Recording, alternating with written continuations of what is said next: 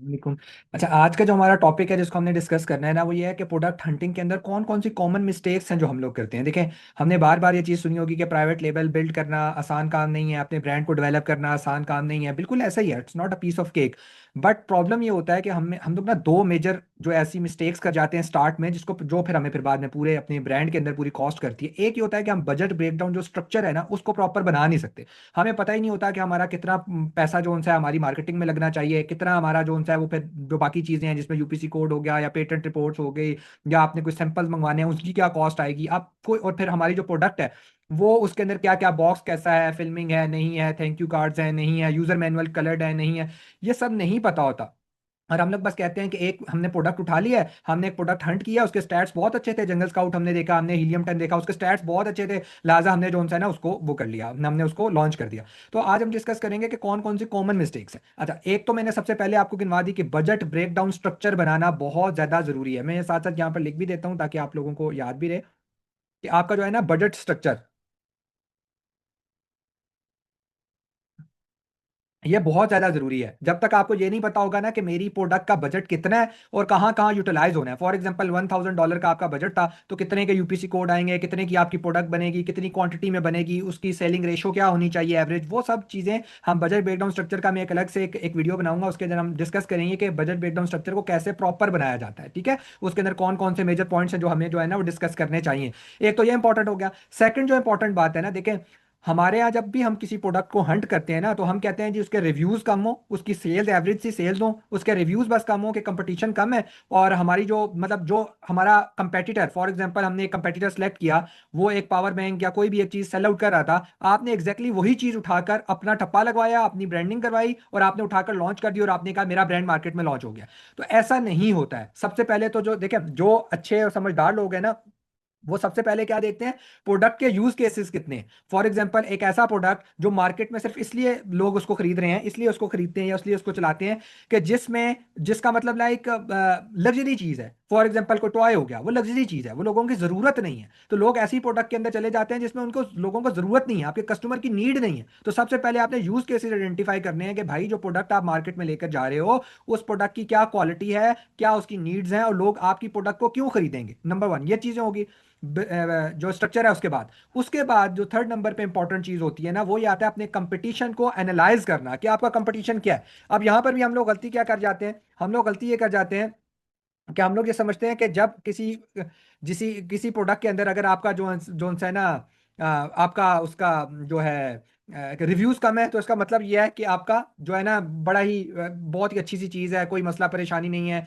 बड़ा अच्छा मतलब लाइक आप बड़ी अच्छी तरीके से आप लोग जो है ना वो रैंक कर जाएंगे सेल्स। ऐसा नहीं होता भाई। जो भी अच्छी प्रोडक्ट्स मार्केट में मौजूद हैं उनके अंदर ऑलरेडी कंपटीशन है, तो कंपटीशन कभी भी इस तरीके से जज नहीं किया जाता कि सिर्फ रिव्यूज की बेसिस पे आप जज करें।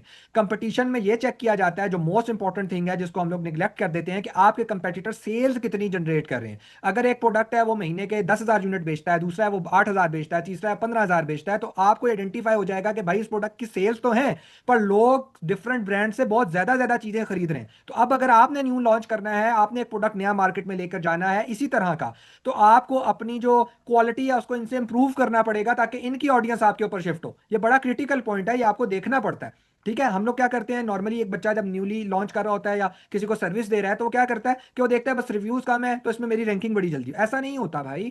रिव्यूज कम होने का मतलब ये नहीं है कि मार्केट में सर्वाइवल आसान है या मुश्किल है। हाँ, हम ये जरूर कह सकते हैं कि रिव्यूज जरूरत जरूर होते हैं, बट मैंने ऐसी ऐसी लॉन्चेस भी की हैं जिसमें मेरे कंपेटिटर के 80,000 तक रिव्यूज थे और हमने 50 to 60 रिव्यूज के अंदर इतनी सेल्स जनरेट की हैं जितनी वो मंथ में जनरेट कर रहा था, हमने भी इतनी जनरेट की है 50 to 60 रिव्यूज के ऊपर।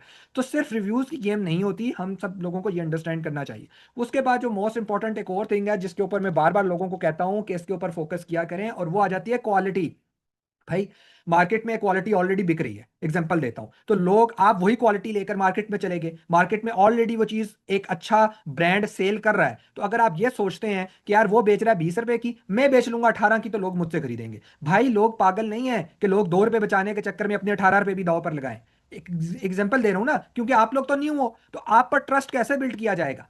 ये बहुत इंपॉर्टेंट बात है। वो ट्रस्ट इस तरीके से बिल्ड किया जाता है कि आप उससे बेहतर क्वालिटी ऑफर करो, बेशक उसी प्राइस में कर दो, पर क्वालिटी के ऊपर कॉम्प्रोमाइज नहीं करो। अब क्वालिटी का मकसद क्या होता है कि यार उसका प्लास्टिक थोड़ा कम मतलब थोड़ा हल्का था, आपने जरा अच्छा यूज कर लिया, दिस इज नॉट क्वालिटी, ये बात याद रखिएगा। वो भी ब्रांड है, वो कोई इतनी गिरी हुई चीज नहीं बेच रहा कि आप लोग सिर्फ कहें कि मैंने कुछ प्लास्टिक ऐड करा लिया, मैंने लाइट अच्छी कर दी। एग्जांपल दे रहा हूं अपनी, आपने अपनी प्रोडक्ट्स के अंदर, तो ऐसा नहीं, आप पैकेजिंग बहुत बेहतर कर दी। देखिए क्वालिटी में सब चीजें मैटर करती हैं। आपकी प्रेजेंटेशन कैसी है, मतलब जो आपकी प्रोडक्ट है उसके इमेजेस सबसे पहले कैसे हैं, क्योंकि देखें ई कॉमर्स की दुनिया में प्रोडक्ट फिजिकली कस्टमर के पास आंखों के सामने मौजूद नहीं है। आपने क्या करना है कि आपने अपने इमेजेस और अपनी वीडियोस के थ्रू उनको दिखाना है। तो सबसे पहले वीडियोस लाजमी बनवाएं। मैं क्या करता हूं, मैं चाइना से जो हमारे सप्लायर्स होते हैं, मैं उन्हीं से कह के पिक्चर्स और उन्हीं से कह के वीडियोस डेवलप करवाता हूं। पाकिस्तान में बहुत सारे लोग हैं जो ग्राफिक डिजाइनिंग का काम कर रहे हैं, लेकिन जो आपको इमेजेस और जो क्वालिटी ऑफ द वीडियो आपका अपना सप्लायर दे सकता है वो कोई नहीं देता। हाँ थोड़े एक्सपेंसिव होते हैं, बट लेकिन मैं लोगों को ये समझाता हूं, मेरे जितनी क्लाइंटेज है मैं सबको ये समझाता हूं, देखिए आप किसी प्रोडक्ट के 1000 यूनिट लेकर जा रहे हैं और आपको जो है ना वीडियो की और आपको इमेजेस की कॉस्ट पड़ रही है $500, तो आप ये सोचें कि आधा डॉलर मेरा हर यूनिट के अंदर इंक्रीज हो गया, प्राइस इंक्रीज होगी। तो आप उस तरीके से देखेंगे तो समझ आ जाएगा आपको भी और उनको भी, और इससे बहुत ज्यादा फर्क पड़ता है।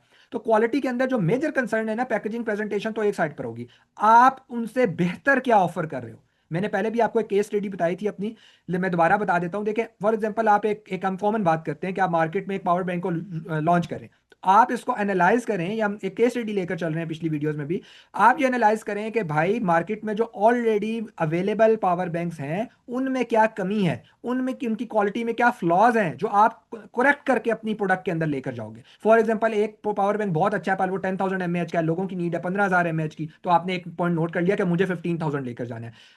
एक पावर बैंक मैग्नेटिक देता है, दूसरा वायर देता है, आपने कहा मैं दोनों को साथ लेकर जाऊंगा। एक एलईडी दे रहा है, एक नहीं दे रहा, आपने कहा नहीं एलईडी देनी चाहिए और अच्छी क्वालिटी की देनी चाहिए।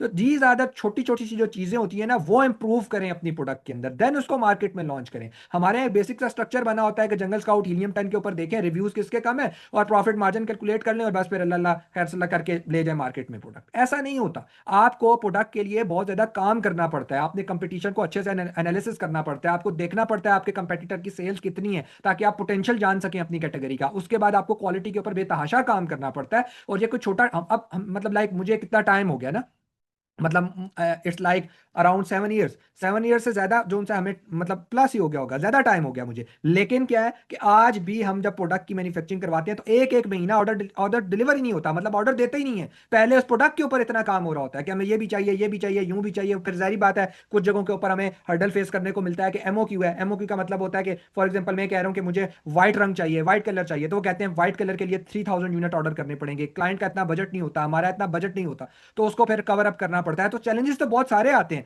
पर क्वालिटी पे और ये जो चीजें मैंने आपको बताई हैं इस पे किसी सूरत भी कॉम्प्रोमाइज नहीं हो सकता है। अगर आप ये समझते हैं कि इस पे कॉम्प्रोमाइज होगा तो अपने पांव के ऊपर आप लोग कुल्हाड़ी मारेंगे। ठीक है, कभी भी डिक्टो कॉपीज मार्केट में लेकर जाके कामयाब नहीं होती। और प्राइवेट लेवल के अंदर 50%, 50 to 60% फेलियर की रेशो की वजह ये है कि भाई आप एक प्रोडक्ट उठाते हो और आप समझते हो यार इस प्रोडक्ट का ये वाला डिजाइन बहुत अच्छा बिक रहा है, लिहाजा मैं वही डिजाइन बनवाता हूं, उसी का अपना ठप्पा लगवाऊंगा, पैकेजिंग के ऊपर ठप्पा लगवाऊंगा, ब्रांड रजिस्टर करा के ले जाऊंगा और अब वो चलना शुरू हो जाएगा।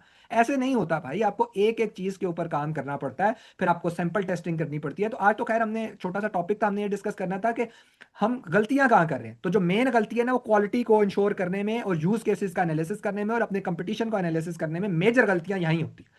ठीक है, क्या हम लोग सिर्फ जो है रिव्यूज के चक्कर में या कोई और छोटी मोटी और चीजें देख ली कि अच्छा मेरे जो कंपेटिटर है उसका इमेज कैसा है, भाई इमेजेस तो आपके बन जाएंगे, मैं कहता रहा हूँ उससे बेहतर इमेजेस आपने डिजाइन ऑलरेडी करवाने और वो आपका सप्लायर कर देगा। But use cases number one, सबसे पहले बजट ब्रेकडाउन स्ट्रक्चर आपको फिंगर टिप्स पर आना चाहिए। नंबर टू, आपको अपनी प्रोडक्ट का एक एक यूज केस पता होना चाहिए और आपकी प्रोडक्ट लोगों की जरूरत होनी चाहिए। लग्जरी प्रोडक्ट्स कभी भी मार्केट में उतनी कामयाब नहीं रह सकती हैं, लोग आज खरीद रहे हैं कल नहीं खरीदेंगे। ठीक है, वैसे भी ग्लोबली जितनी इन्फ्लेशन हो चुकी है लोगों के पास इतने पैसे नहीं है कि फजूल चीजों पे लगाएं। ठीक है, नंबर थ्री, अपने कंपटीशन को अच्छे से एनालिसिस करना, उसका हीलियम 10 भी देखना, जंगल स्काउट भी देखना, फिर उसको मैनुअली चेक करना कि आपके टॉप 10-15 लोगों की कितनी सेल्स हैं, फिर उसके नेगेटिव रिव्यूज को पढ़ना और फिर उसको अपनी क्वालिटी में बेहतर करना, फिर उसके बाद जाके अच्छी प्रेजेंटेशन के साथ उस प्रोडक्ट को लॉन्च करना। तो ये दीज आर द स्टेप, जो बेसिक स्टेप्स हैं आप लोगों ने फॉलो अप करने हैं। मैं हमेशा ये कहता हूं कि जब भी कभी आपने अच्छी प्रोडक्ट लॉन्च करनी है या किसी बंदे का बजट लगाना है या अपना बजट लगाना है तो प्रोडक्ट के ऊपर बहुत बहुत बहुत ज्यादा ध्यान दें।